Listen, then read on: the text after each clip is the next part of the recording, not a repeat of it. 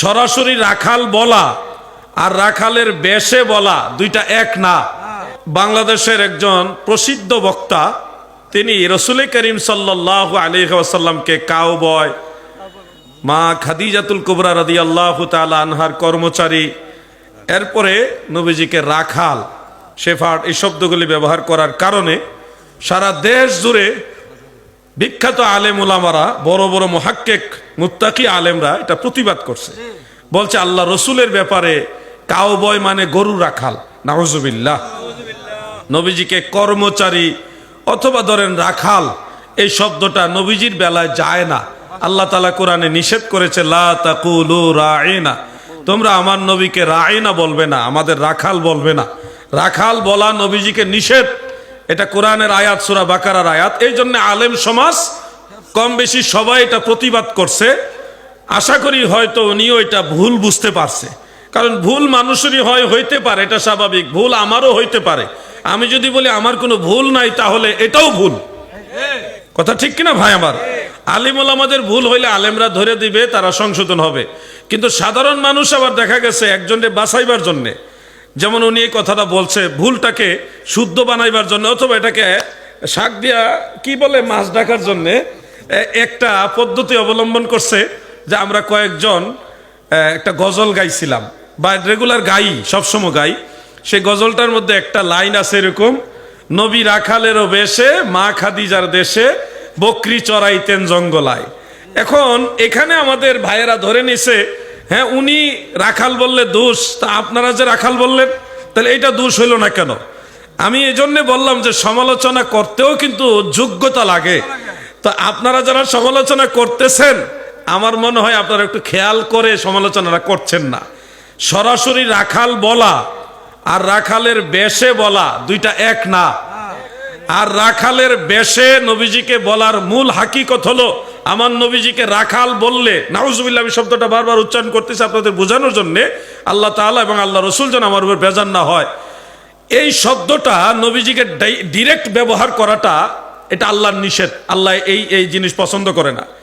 কিন্তু আপনি নবীজির এই জীবনটাকে আম্মাজান খাদিজাতুল কুবরা রাদিয়াল্লাহু তাআলা আনহা বা হালিমাতু সাদিয়া আলাইহাস সালাম বা রাদিয়াল্লাহু তাআলা আনহা, ওই সময়ে যে নবীজি ভেড়া বকরিদেরকে সোহবত দিয়েছিলেন, তাদেরকে যে নবীজি ধন্য করেছিলেন, নবীজির মূল্যবান মহামূল্যবান যে সময়টা ওখানে ব্যয় করেছিলেন, এই কথাটাকে কোন শব্দে আপনি প্রকাশ করতে পারেন?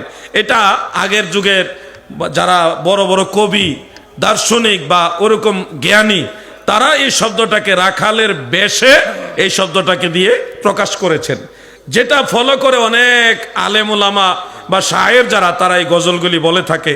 আমাদের বাংলাদেশের জাতীয় কবি, বিদ্রোহী কবি, নাম কি বলেন?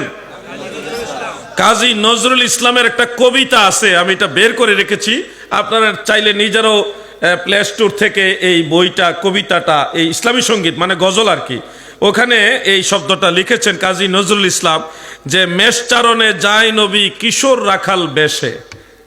মেষ চারণে যায় নবী কিশোর রাখাল বেশে।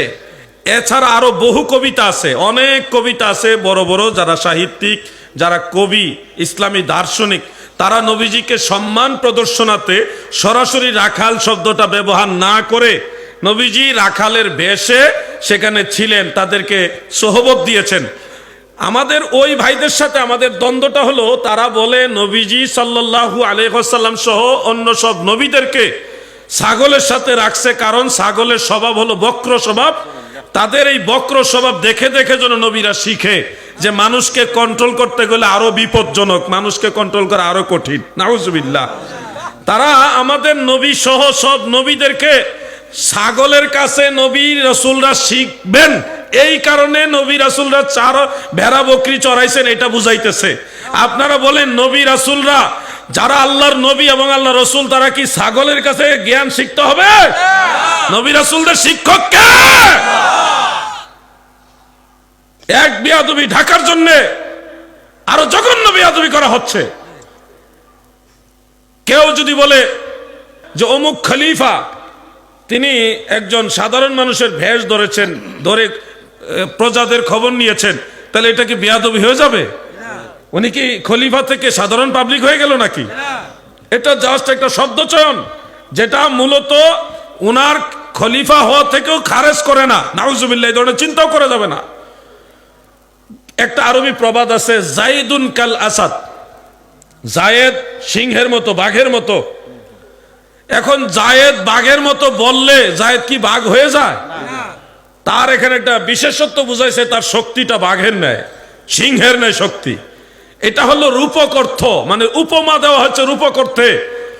আল্লাহর হাবিব রাহমাতুল্লিল আলামিন ভেড়া বকরিদেরকে সোহবত দিয়েছেন, ভেড়া বকরি সহ সব পশু পাখিরা আমার নবীর সোহবত পেয়ে তারা ধন্য হয়েছে।